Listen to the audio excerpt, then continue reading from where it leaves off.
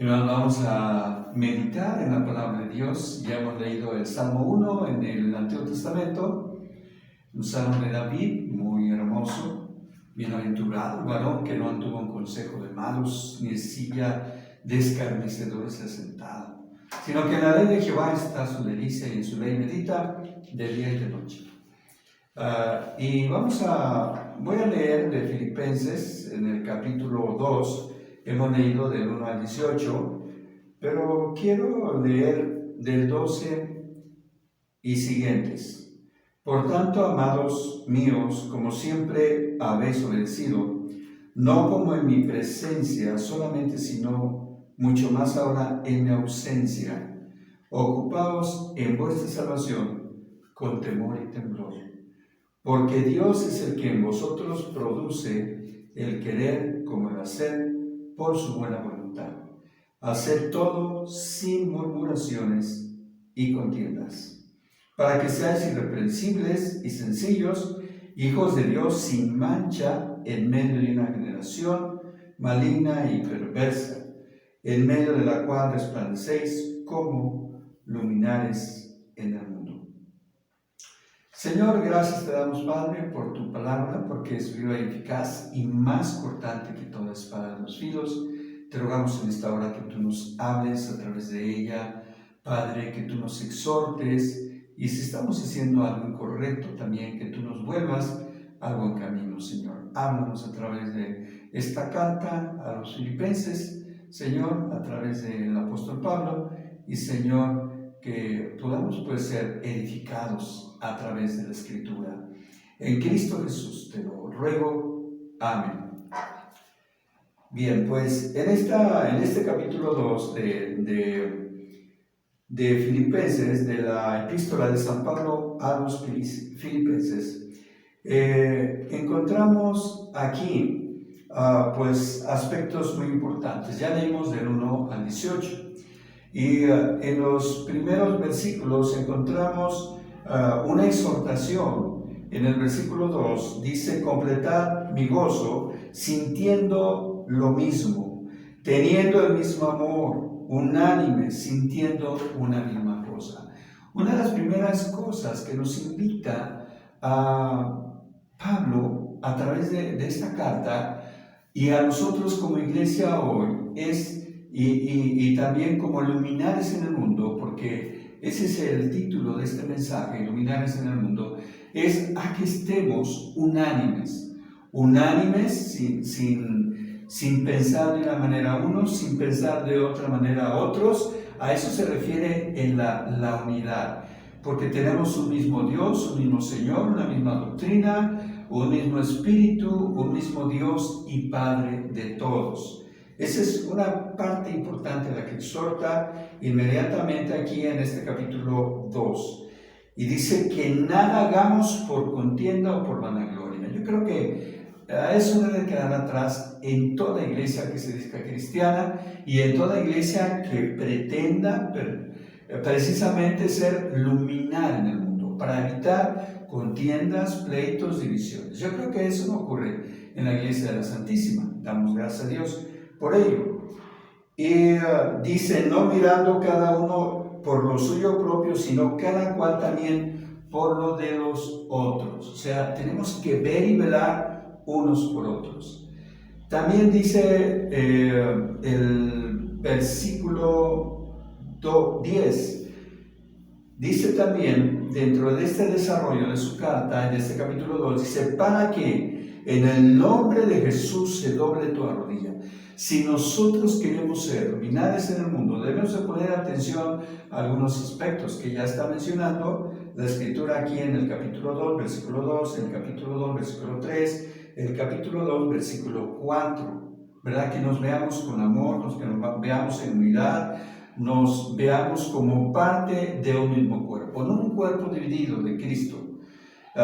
Porque dice: haya pues en vosotros este sentir que hubo también en Cristo Jesús, con el Padre y con el Espíritu Santo. Y aquí en este versículo 10 nos dice que si nosotros actuamos de esta manera, la gente va a venir para doblar su rodilla al ver nuestro testimonio, al ver nuestra manera de vivir, al ver nuestra manera de comportarnos. Y dice también el versículo 11, y toda lengua confiese que Jesucristo es el Señor, para gloria de Dios Padre. Eso es lo que queremos, atraer a otros. ¿Sabe? Algún predicador una vez dice, testifica con tu vida, testifica con tu testimonio de que Cristo es el Señor, de que Cristo es el Salvador de tu vida. Y si fuera necesario, habla. Si vean, noten, ¿verdad? Lo importante de esta frase, testifica con tu vida. Y si es necesario, habla, ¿verdad? Pero a veces alguien decía, lo que pasa es que tus hechos me hablan más fuerte que tus palabras. O sea, tú dices una cosa, pero haces otra. No queremos eso. No queremos una iglesia así, y Dios no quiere una iglesia así. Una iglesia en la que digamos una cosa en base a la Escritura, en base a la palabra, y hagamos otra. Entonces, aquí esa es la importancia de este mensaje a los filipenses. Y dice el versículo 12, Filipenses 2:12, por tanto, amados míos, como siempre habéis obedecido. Algo insiste en la obediencia. Aquí el apóstol Pablo, desde el principio, dice, no con mi presencia solamente, sino mucho más ahora en mi ausencia. A veces cuando alguien está ausente, puede ser tu papá, tu mamá, puede ser tu esposa, ¿verdad? Hay viajeros que se van de viaje, no está presente la esposa y hacen cosas indebidas y cosas incorrectas. Dicen, aquí nadie me ve. Pero dice aquí el apóstol, dice, no como en mi ausencia solamente, sino que son obedientes también en mi ausencia, no solamente en mi presencia, sino también en mi ausencia. Dice, ocúpense en vuestra salvación con temor y temblor. La misma escritura en Hebreos dice que horrenda cosas caer en las manos del Dios vivo, en las manos del Dios vivo. Así que tengamos mucho cuidado con nuestras proceder, con nuestra actitud. La epístola va dirigida a la iglesia, la epístola va dirigida a los ancianos y a los diáconos. De hecho, lo dice aquí en el versículo 1, capítulo 1, versículo 1. Y el propósito de la carta es confirmarnos en la fe, confirmar a los filipenses, pero también hoy a nosotros confirmarnos en la fe, animarnos como corresponde a vivir el Evangelio de Cristo nuestro Señor. Prevenirnos también, ¿verdad?, contra los judíos judaizantes, como se menciona también en esta carta, y expresar también gratitud por la generosidad de Filipos. Porque si hay una carta que no tiene reclamo, que no les empieza a reclamar algo, es esta carta de Filipos, que es escrita desde la prisión, junto con Efesios, Colosenses, Filemón. O sea, son 4 cartas escritas desde la prisión: Filipenses, Colosenses, Filemón y Efesios. Entonces, esta carta es única entre los escritos de Pablo. Y aquí vemos pues, dice la exhortación y el mandato para nosotros: ocúpense en vuestra salvación con temor y temblor. Debemos de ser diligentes, ocupándonos en nuestra salvación, usando los medios de gracia. Lamentablemente uno de los medios no lo hemos podido tener porque estamos en la pandemia, pero la celebración de la Santa Cena, la Santa Comunión, tener la comunión con el Hijo, con el Padre, con el Espíritu, y eso nos exhorta también cuando la celebramos a vivir la vida cristiana que a Dios le agrada. Debemos de ser perseverantes hasta el fin. Debemos de andar con mucho cuidado, porque nuestro adversario, el diablo, anda como león rugiente buscando, mirando a quien devorar. Así que Pablo nos anima a depender de la gracia de Dios. Que nuestra dependencia de Dios pues sea total, seamos perseverantes, seamos generosos también unos con otros, como dice aquí. Abraham Lincoln pensaba que no era uno de los elegidos, pero él era un hombre fiel, pero a pesar de todo él pensaba eso. Y hay un pastor, el doctor Phineas Gurley, un pastor calvinista, que lo ayuda a tener la confianza en Jesús. Y él entrega toda su vida a Jesús y él se está preparando para poder ser bautizado. Y él va a ser bautizado allá en el Domingo de Resurrección de 1865, que fue en abril, pero 2 días antes, el viernes de crucifixión, él es asesinado. Abraham Lincoln es asesinado por un personaje de la historia que se llama John Wilkes Booth. Y bueno, pero al final de cuentas sabemos que él estaba en Cristo, había recibido a Cristo y él quería dar su testimonio delante de la iglesia y ser bautizado para el Domingo de Resurrección de aquel año de 1865, pero no fue posible. Pero estamos seguros que nosotros tenemos la salvación si hemos recibido a Jesucristo en nuestro corazón. Un cristiano verdadero está obligado a ocuparse de su salvación con temor y temblor y ser luz.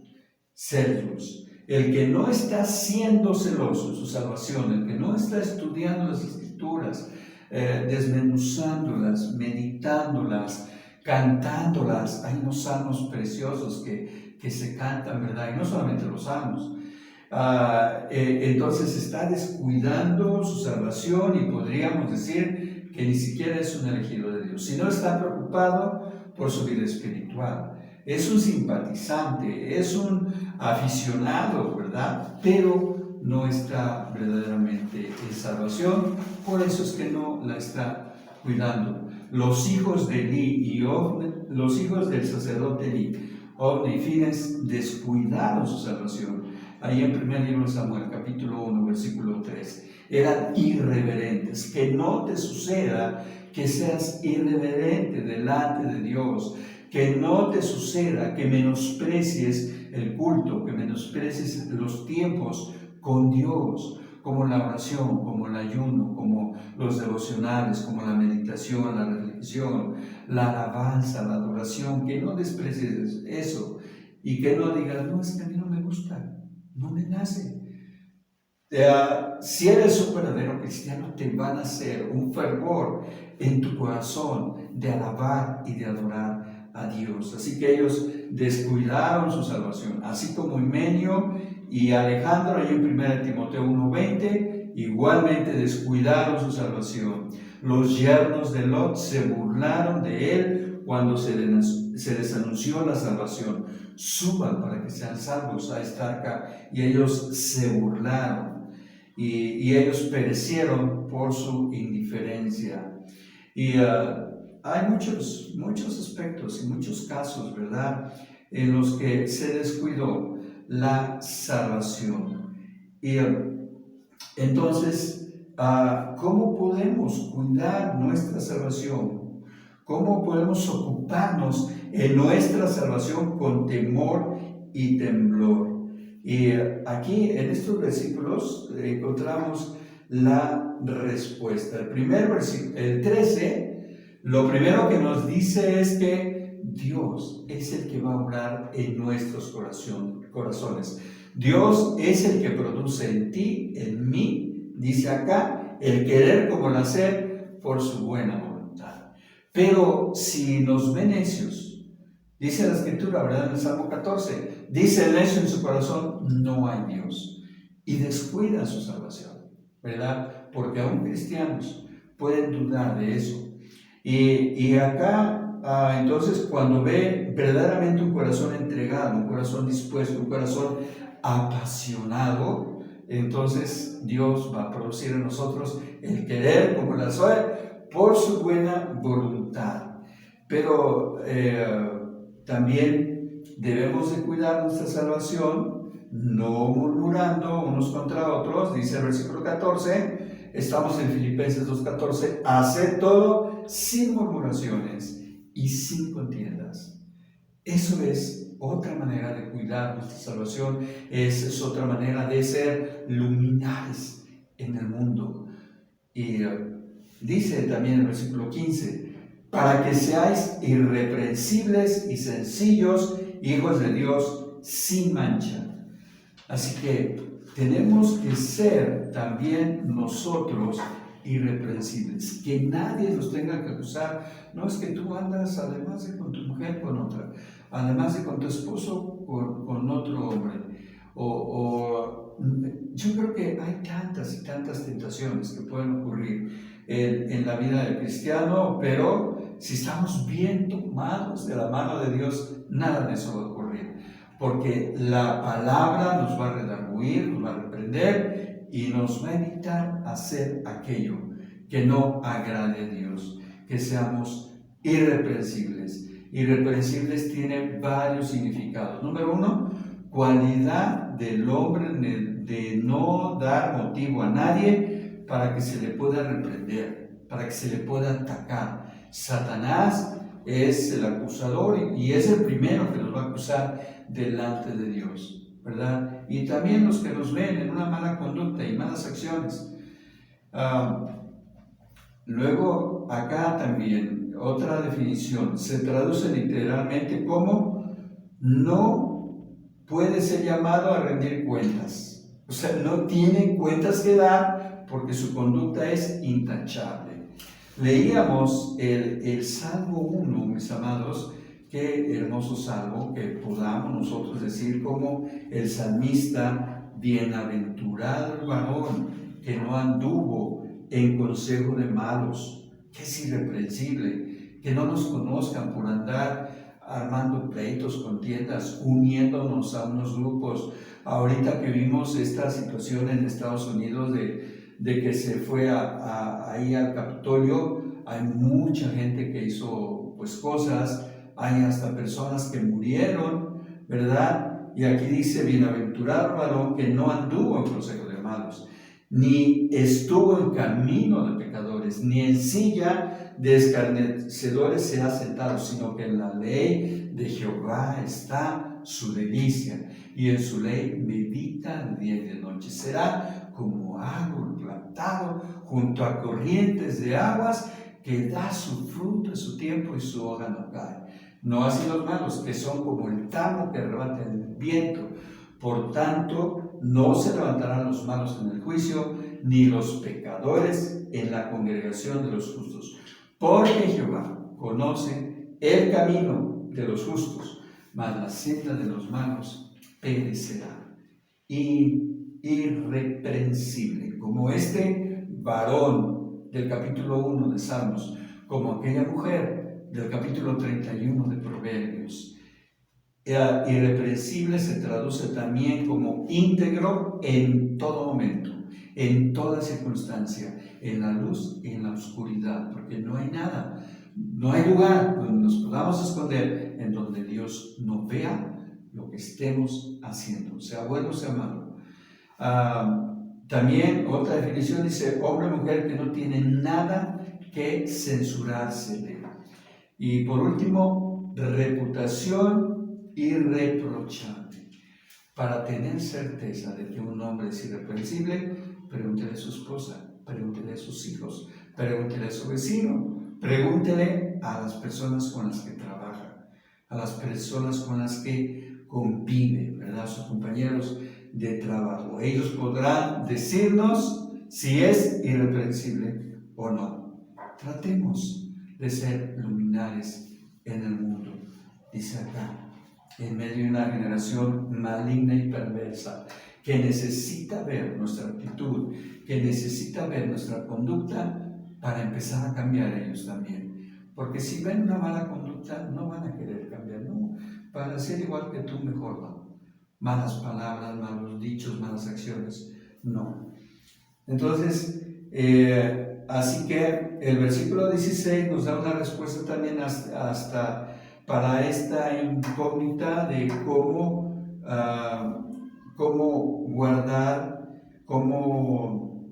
guardar nuestra salvación, ¿verdad? Y dice aquí, el versículo 16, asidos de la palabra de vida, para que en el día de Cristo yo pueda gloriarme que no he corrido en vano, ni en vano he trabajado. Así que tomemos pues de la palabra, siempre que vayamos a hacer algo que no sea correcto, ¿verdad? Pensemos en la palabra. Por eso hay que empaparnos de la palabra, vivir cada día la palabra. Un día la iglesia, un día todos vamos a ser juzgados, tenemos que rendir cuentas ante el príncipe de los pastores, y cada uno de nosotros debemos pues vivir de la manera santa, de la manera santificándonos, como dice también al final del Apocalipsis, el que es santo, dice aquí en el capítulo 22, santifíquese todavía. Capítulo 22, versículo 11. El que es injusto, sea injusto todavía. El que es inmundo, sea inmundo todavía, ¿verdad? Pero el que es santo, santifíquese todavía. Así que, mis amados, a trabajar en nuestra propia vida, en nuestro propio testimonio, en nuestro propio tiempo con Dios. Y que, como alguien decía, las estrellas no hablan, brillan.